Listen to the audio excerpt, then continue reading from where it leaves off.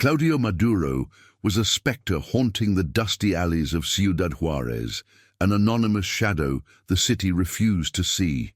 Years earlier, he had been a man with a name, a trade, and a modest dream, a Brazilian construction worker who crossed continents in search of the promise of a better life, only to be stripped of everything, his documents, his dignity, and his contact with his family.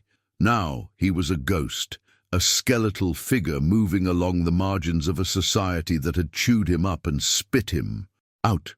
If my story in any way resonates with the pain you may have felt, I ask you to subscribe to this channel. We want to reach 1,000 subscribers so that accounts like mine do not disappear into silence. Please comment with where you're watching from, so I can feel that I'm not completely alone in this fight. His routine was a ritual of survival, a silent and desperate ballet. Every sunrise was a battle against hunger, every sunset a precarious truce against the nightly violence. But Claudio was not just a passive victim, he was a voracious observer.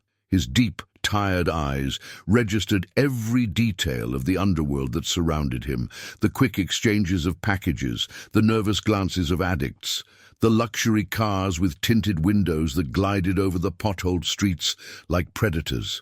He learned the language of the shadows, the ebb and flow of the invisible power that ruled the city. The rage he felt was not hot and explosive, but cold and patient, a piece of ice lodged in his chest, waiting for the right moment to expand and shatter everything around it. The memory of betrayal was a wound that never healed. He remembered the coyote with an easy smile and golden promises, the moment he handed over his last savings, and the abandonment in a desert that seemed to stretch into infinity. Losing his documents was like having his existence erased. Without a name, without a past, he became no one. The bureaucracy was an impenetrable wall, and the embassy a distant dream. The family in Brazil, whom he loved so much, now existed only in fragments of painful memories, an echo of a life that seemed to belong to another man. This nullification of his identity was the first death he suffered, and it was the cruelest, for it left him alive to feel the emptiness it created. Amidst the despair, there was a single point of light. An old man named Hector, another outcast of the streets, whose toothless smile was the only gesture of genuine kindness Claudio knew. Hector shared pieces of stale bread and stories of a Mexico that no longer existed with him. It was a friendship forged in shared misery, a silent pact of mutual protection against the world's indifference. In Hector, Claudio saw the last remnants of the man he once was, a man capable of trust, of caring. This connection, however fragile, was his last anchor to humanity, a whispered reminder that beneath the layers of grime and despair, a heart still beat.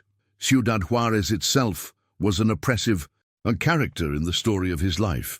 The dry, dusty air carried the sweet smell of decomposition and industrial smoke. The relentless sun punished the skin, and the desert, stretching out like an ocean of sand, was a constant reminder of his insignificance. The border, with its imposing wall and constant patrols, was not a promise of hope, but a scar on the landscape, mocking his status as a prisoner in an open-air cage. Every distant siren, every scream muffled by the night, was the soundtrack of a place where life was cheap and death was a profitable business. This hostile environment did not just house him, it shaped him, removing his soft edges and sharpening him like a blade. Claudio's internal conflict was a silent war waged in the darkness of his mind. The urge to simply give up, to surrender to the void, was a daily temptation. Yet something stronger compelled him to continue, a calculating anger, a flame of vengeance that refused to be extinguished. He began to use his invisibility as a weapon. Crouched in the shadows, he observed the halcones, the cartel's lookouts, memorizing their routes, their exchange times, their vulnerabilities. He was no longer just a hungry man. He was a strategist studying the battlefield. Society had discarded him as trash, but he would use that very invisibility to infiltrate the cracks of the system that had crushed him. There was a day when this skill proved to be more than just a survival mechanism. Hidden behind a dumpster, he witnessed a transaction go wrong between two low-level cartel lieutenants. One of them, in a panic, hid a compromising package in the crevice of an abandoned wall before fleeing. No one noticed the ghost who saw everything. Claudio did not touch the package. Instead, he stored the information, cataloging it in his mental file of secrets and weaknesses. That knowledge was power, a bargaining chip for a future he could not yet envision, but which he felt, with a frightening certainty, was approaching. It was the first piece of a puzzle he himself would assemble. At the end of another exhausting day, he found himself before a puddle of dirty water, the trembling reflection of a stranger staring back at him. The face was thin and angular. The sunken eyes carried the weight of 1,000 sleepless nights, and the unshaven beard hid the features of a man he barely recognized. The dreaming Brazilian was dead. In his place was something new, something forged by cruelty and neglect. A deep emptiness consumed him, but in that vacuum, a dark determination was taking root. He no longer wanted to just survive. He wanted the world, which had made him invisible, to be forced to see him, to fear him. The transformation of Claudio Maduro into the ghost of the border had begun. The night fell over Juárez with a suffocating indifference, but something was different. A tense silence hung over the alley that Claudio and Hector called home. Suddenly, the silence was torn by the sound of tires screeching on asphalt. Two black unlicensed pickup trucks stopped abruptly, and armed men, moving with brutal efficiency, disembarked. It was a limpia, a territorial cleansing ordered by the cartel. Panic erupted among the homeless, a stampede of skeletal figures running to save their insignificant lives. Claudio, acting on instinct, dove behind a mountain of trash, his body trembling not with fear but with a powerless rage. From his hiding spot, he watched the terror unfold, an invisible spectator to the casual cruelty that was about to annihilate his world. Hector, older and with movements slowed by hunger and fatigue, was not fast enough. He froze in the middle of the chaos, a deer caught in the headlights of death. One of the henchmen, a burly man with a sadistic smile, grabbed him by the collar of his tattered shirt. Hector didn't scream or beg. He just looked at his aggressor with cloudy, confused eyes. To El Martillo's men, he was not a person, but an obstacle. Trash to be removed. The sound of the blow was sharp, a horrific crack that echoed through the alley, followed by the dull thud of his body hitting the ground. Claudio held his breath, his heart hammering against his ribs. He watched the life drain from his only friend's eyes, a scene burned into his memory. The violence was as swift as it was impersonal. Satisfied with the example made and the area cleansed, the men returned to their trucks and disappeared into the darkness, leaving behind a trail of misery and the body of a man the world had already forgotten. The silence that followed was heavier and more deafening than the preceding chaos. Long minutes passed before Claudio could move. He emerged from his hiding place, each step a struggle against the paralysis of shock. He knelt beside Hector, the dust from the ground mixing with the silent tears streaming down his face. He touched his friend's shoulder, still warm, and the emptiness he felt was absolute. He was no longer just alone. He was an island of pain in an ocean of indifference. At that moment, next to Hector's body, something inside Claudio broke and solidified into something new and terribly hard. Sadness gave way to an icy clarity, a resolve that burned hotter than any pain he had ever felt. Vengeance was no longer an abstract idea, a power fantasy for a powerless man. It became the sole purpose of his existence.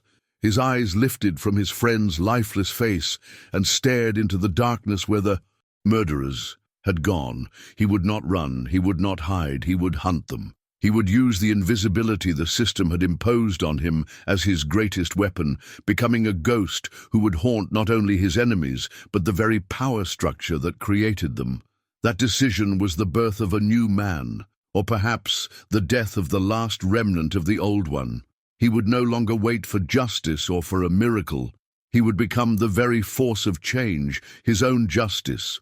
It was at that exact moment that I understood that to be seen, I would need to become something everyone feared. If you have ever felt ignored by the world, crushed by greater forces, perhaps you understand the flame that ignited in me. The subscription of each of you feeds that flame, giving me the courage to continue narrating how a man, when he has nothing left to lose, can go to the very end. He stood up, leaving behind Hector's body and the last tear he would ever shed. Claudio's first step was not an act of violence, but of calculated intelligence.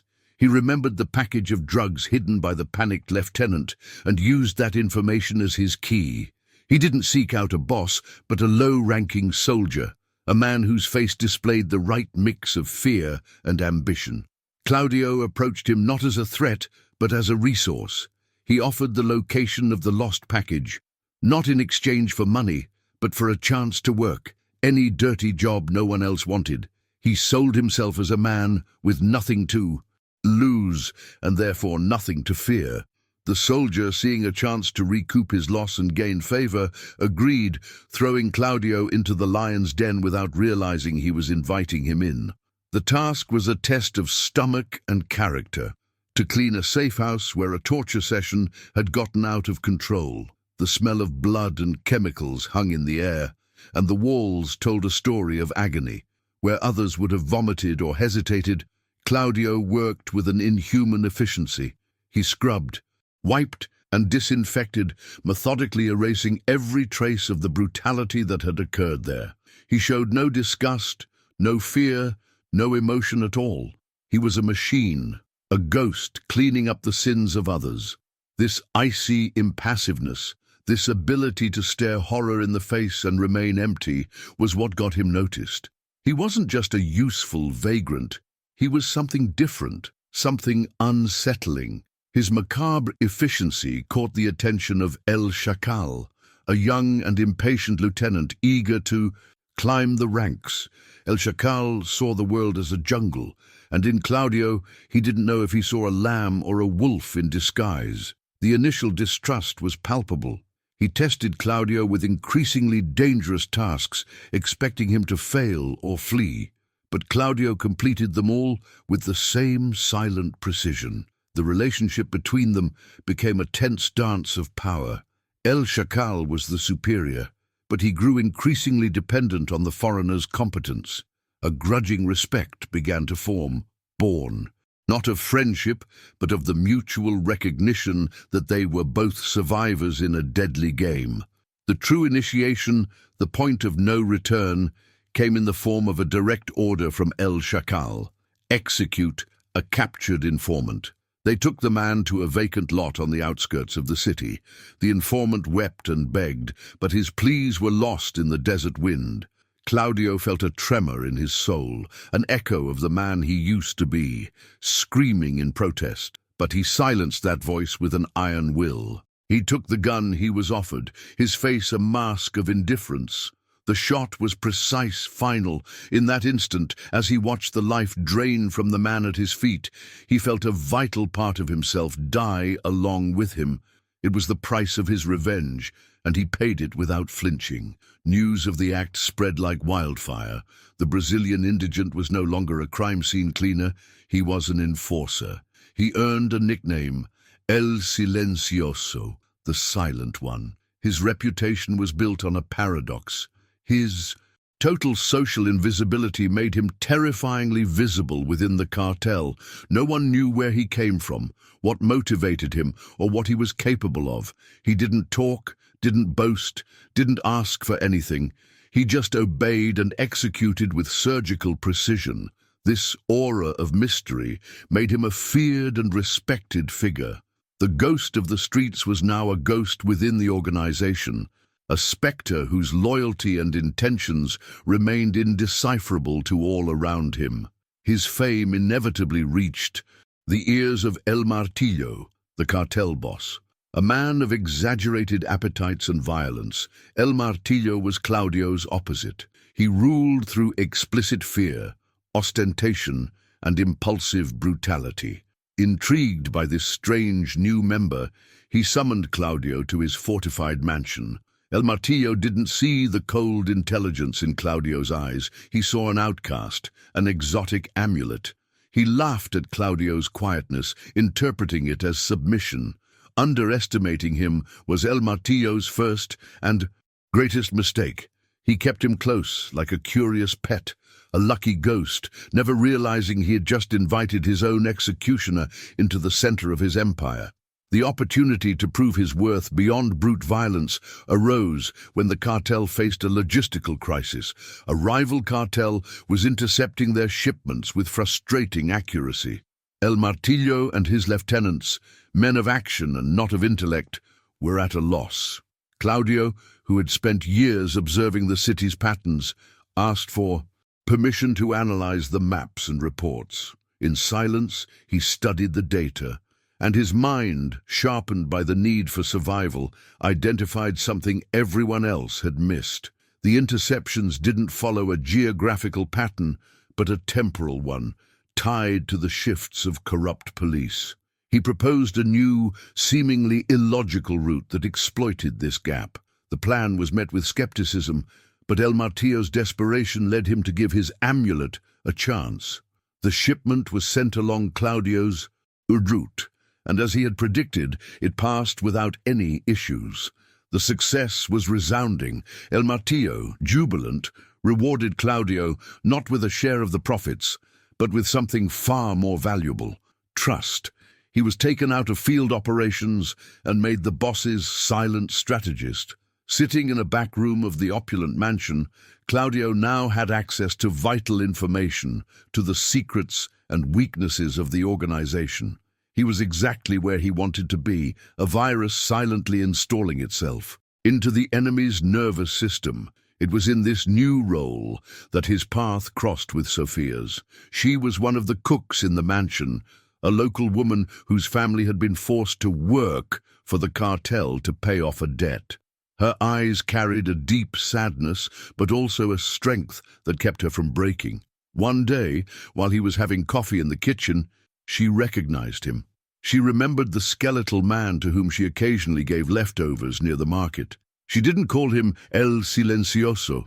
She called him by the name she thought he had back then. To her, he wasn't the feared enforcer, but a lost man. This spark of human recognition completely disarmed him, opening a crack in his armor of ice. Their conversations were rare and brief, always charged with an unspoken tension. Sophia was his external conscience. "What are you becoming?" she asked once, her voice a worried whisper. "They gave you a gun, but they took your soul." Her words hit him with the force of a physical blow. He tried to justify himself, talking about revenge, about Hector's death, but the excuses sounded empty even to him. He saw in her gaze the reflection of the monster he was nurturing. To protect her from the danger he represented, and to protect himself from the pain her humanity caused him, he pulled away, treating her with the same coldness he showed everyone else. As he distanced himself from Sophia, he grew closer to El Chacal, but for a different purpose. He began to subtly manipulate the young lieutenant's ambition. When one of his strategic plans succeeded, Claudio would ensure El Chacal was in the room to present the result to El Martillo, allowing him to take some of the credit. El Chacal, blinded by his own vanity, began to see Claudio not as a rival, but as his secret tool for success. He became dependent on Claudio's mind, confiding in him his frustrations with El Martillo's impulsive style. Claudio listened patiently, planting seeds of discord and turning the ambitious lieutenant into his most powerful and unwitting pawn. Meanwhile, the cartel's new efficiency did not go unnoticed by the authorities. Detective Morales, a stubborn and incorruptible federal police officer, noted the change. The operations of El Martillo's cartel, once brutal and predictable, had become more sophisticated, almost surgical. Morales was a veteran.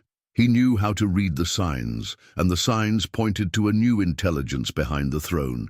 He didn't have a face or a name, but he knew a new player, a ghost strategist, was moving the pieces on Juarez's criminal chessboard. Morales's hunt was not for El Martillo, but for the shadow that guided him, setting him on a direct collision course with Claudio. Morales's investigation led him to re-examine cold cases, searching for the origin of this shift. That's when he stumbled upon the report of the Limpia that occurred months earlier, a minor event that was quickly forgotten. He noticed that several of the homeless who survived had simply disappeared afterward. A name, or lack thereof, caught his attention. An unidentified foreigner, a Brazilian, who some said had been taken by the cartel. Morales began to connect the dots. The massacre, the disappearance of the foreigner, and the sudden rise of a tactical genius within the organization. The external threat to Claudio now had a face and a name, and it was getting dangerously close. With his power growing internally and the threat of Morales looming externally, Claudio knew he had to consolidate his position. There was an older lieutenant, loyal to El Martillo for decades, who watched him with suspicious eyes. He was an obstacle. Claudio acted with preventive cruelty. He forged evidence suggesting the lieutenant was leaking information to the rival cartel. He presented the proof to El Martillo, who, in a fit of paranoid rage, executed his trusted man without question. The act solidified El Martillo's dependence on Claudio and sent a message to everyone else. No one was safe, and the word of El Silencioso was law. That night, looking at his own hands in the mirror of the opulent bathroom, Claudio felt no guilt or remorse, only a cold emptiness. He had condemned an innocent man to death to protect his plan. That was the point of no return, the moment when the justification of revenge for Hector became a thin veneer over a monstrous ambition. He had become the very thing he swore to destroy. In that moment, I knew the man I once was dead and buried. If you still support this journey, even seeing the abyss I'm casting myself into, your subscription shows me that a story of struggle, no matter how dark, deserves to be told to the end. With his main internal opponents neutralized, Claudio began the next phase of his plan, building his own network of loyalty. He didn't seek out the strongest or the most violent, but the smartest and the most dissatisfied.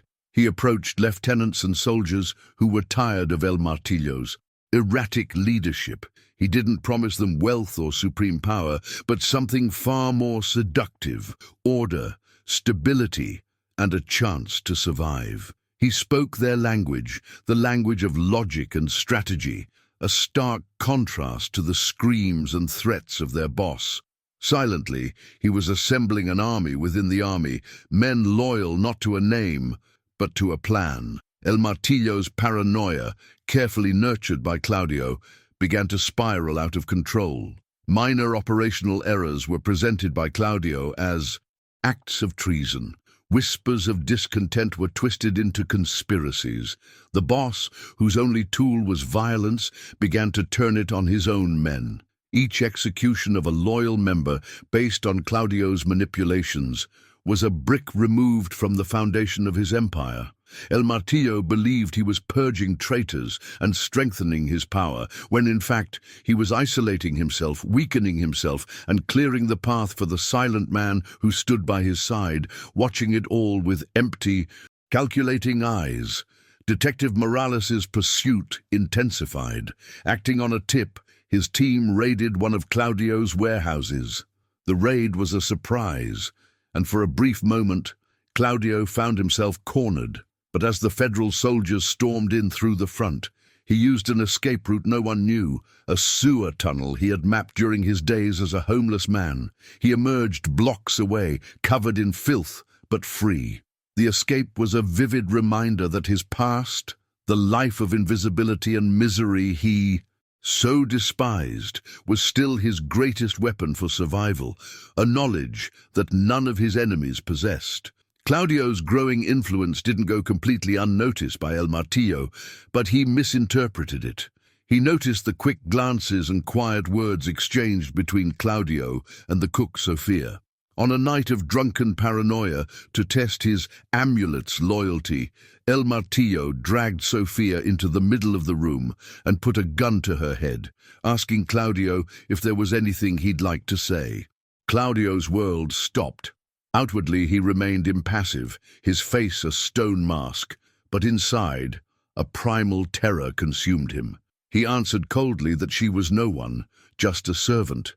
At that moment, he realized that Sofia was his only vulnerability, the last thread connecting him to humanity. That incident was a catalyst. Claudio knew he couldn't execute his final plan while Sofia was within El Martillo's reach. He had to get her out of Juárez. It was the riskiest and most complex act he had ever planned, involving smuggling a person out from under the cartel's nose without anyone knowing. He used his newly acquired contacts, diverted funds, and created a trail of misinformation. It was the only action he had taken that was not motivated by revenge or power, but by a remnant of affection. Putting Sofia on a bus to a distant city was his last act as Claudio Maduro. With her safe, El Silencioso was free to become El Fantasma. With his only weakness removed from the board, Claudio initiated his final move. He began to leak selective information to the rival cartel, details about secondary transport routes and low-level safe houses. The resulting attacks were irritants, but not fatal. They served to stoke El Martillo's fury and make him focus his attention and resources on the external threat, exactly as Claudio had planned. The cartel boss, blind with rage, saw only the aggression of his traditional enemies, never suspecting that the true source of the leak was whispering strategic advice in his ear, guiding him into a perfectly crafted trap. The masterstroke was the second part of the leak. Using a burner phone, he sent an anonymous tip to Detective Morales' unit. The tip was precise and detailed. The time and location of a major summit between El Martillo and his top distributors. Crucially, the information was framed to make it seem as if the rival cartel was planning a massive ambush at the same location, intending to annihilate the leadership in one fell swoop. He was pitting the police against the cartel and one cartel against the other, creating a triangle of violence where all would be forced to clash, with him positioned at the very center of the impending chaos. On the eve of the operation, El Chacal sought out Claudio, his eyes gleaming with a mix of fear and excitement. He sensed something monumental was about to happen. "What's going on?" he asked. Claudio faced him with an unnatural calm and placed a hand on his shoulder. "The reign of chaos is ending," he said. "Tomorrow, a new order will be born from the smoke and blood. Stay close to me, and you will have a place of honor in it." With that promise, he cemented the loyalty of his right-hand man. El Chacal didn't need to understand the plan. He just needed to trust the strategist who had never failed. Swallowing the bait completely, El Martillo reacted exactly as Claudio had predicted.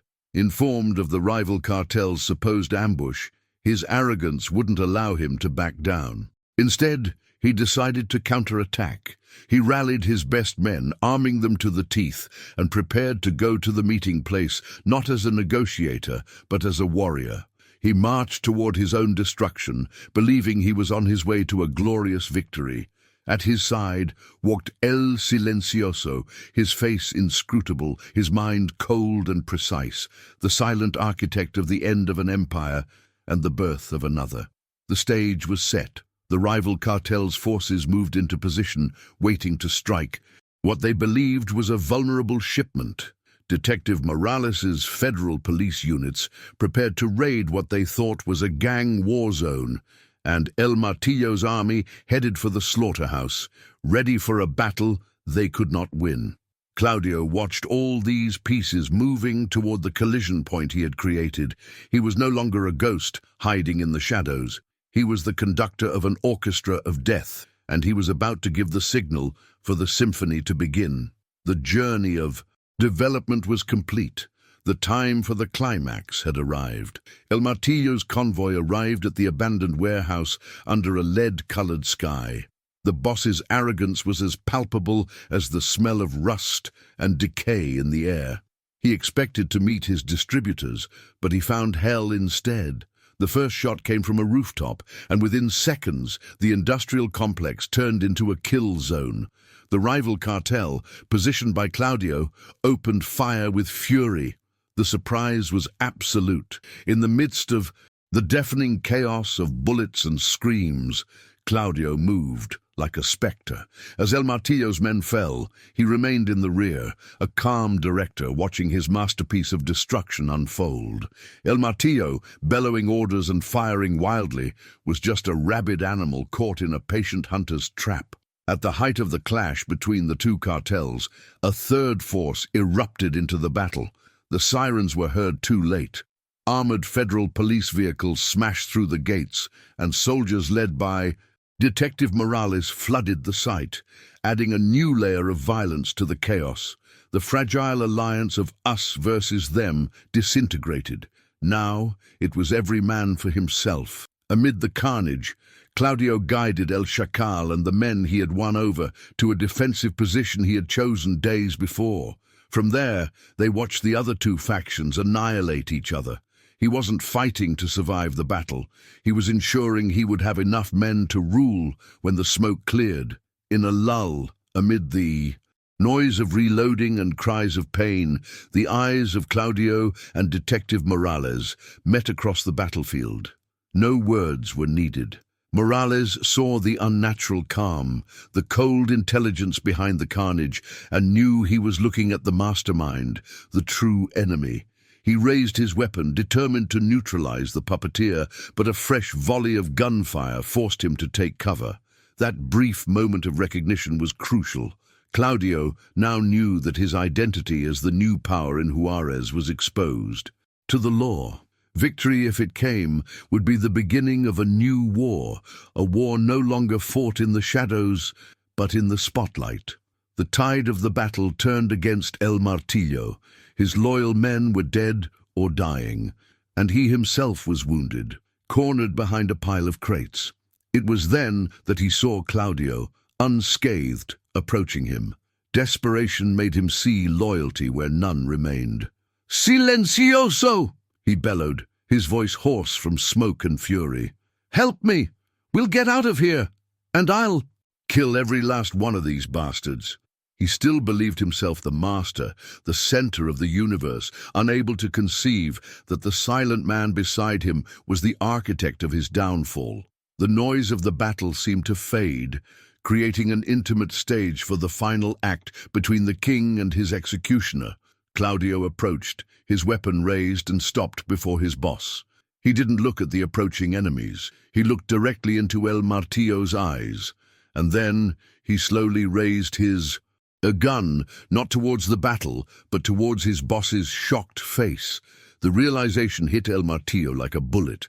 It wasn't fear that took over his expression, but deep, absolute disbelief. "You," he whispered, the only word he could form. Claudio didn't answer. His face was a blank canvas, the emptiness behind his eyes more terrifying than any shouted threat. In that silence, he sentenced his creator. He was avenging Hector, but he was also killing the last part of himself that served another person. The sound of Claudio's shot was singular, a period at the end of the battle's cacophony.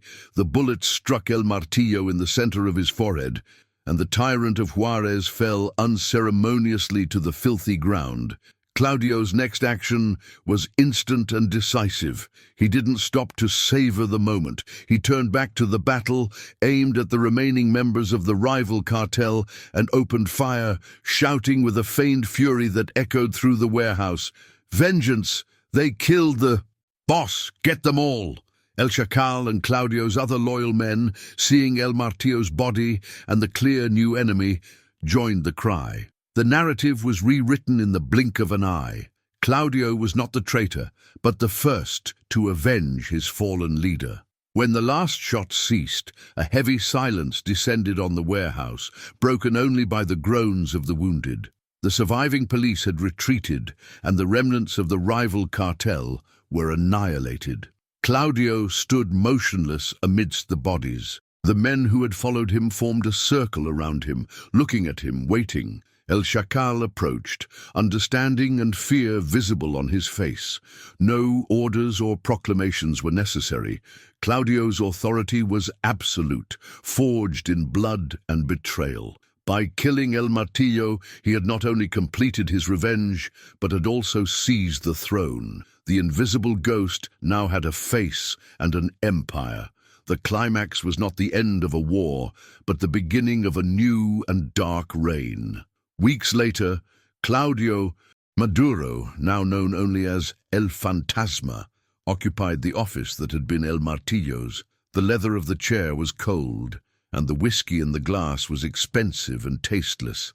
Through the panoramic window, he watched Ciudad Juárez stretch out under the merciless sun, a city he now controlled. He wore a tailor-made Italian suit, a silken armor that distanced him infinitely from the ragged man who once sifted through the trash of that same city. He had reached the apex of power, absolute. Visibility. Every passing car, every distant siren was part of his new empire. Yet, on his face, there was no triumph, only the stillness of a desert landscape. He had become the king, but his kingdom was an empty one. His new right-hand man, El Chacal, entered the room to deliver a report on operations. The dynamic between them was a distorted mirror of Claudio's relationship with El Martillo. There was a forced deference, an obedience born of fear. Claudio saw in El Chacal the same hungry ambition that had driven him, and he knew his lieutenant's loyalty would last only as long as he was the strongest predator in the room. He was surrounded by soldiers and servants, but the loneliness was deeper and more crushing than anything he had felt on the streets. The power he had won, to never again be a victim, had turned him into a prisoner, isolated in a fortress of paranoia where every shadow hid a potential betrayal. After dismissing El Chacal, he walked to a polished mahogany drawer. Beneath a pile of documents detailing smuggling routes and enemy lists, he kept a single object from his past, a faded photograph of his family in Brazil. He looked at the smiling faces, at the wife and children who perhaps no longer even remembered him. He tried to find the man in the photo, the worker with eyes full of hope, but he couldn't.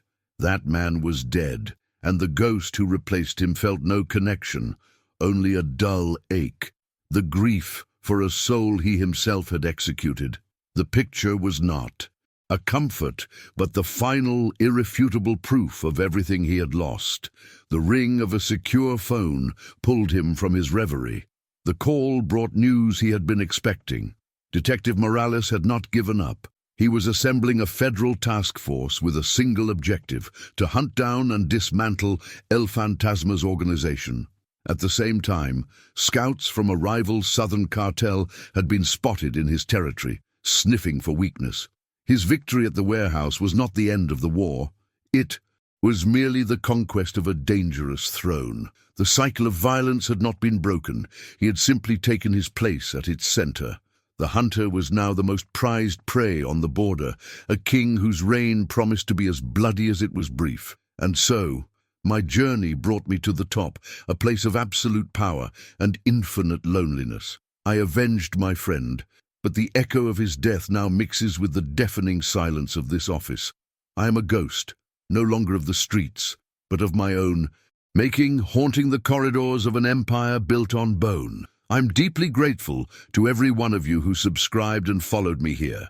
In the moments when the darkness threatened to consume me completely, knowing my story was being heard gave me the strength to continue. Your support is what allows accounts like mine about the profound and perilous transformations of the human soul to keep from being lost to oblivion.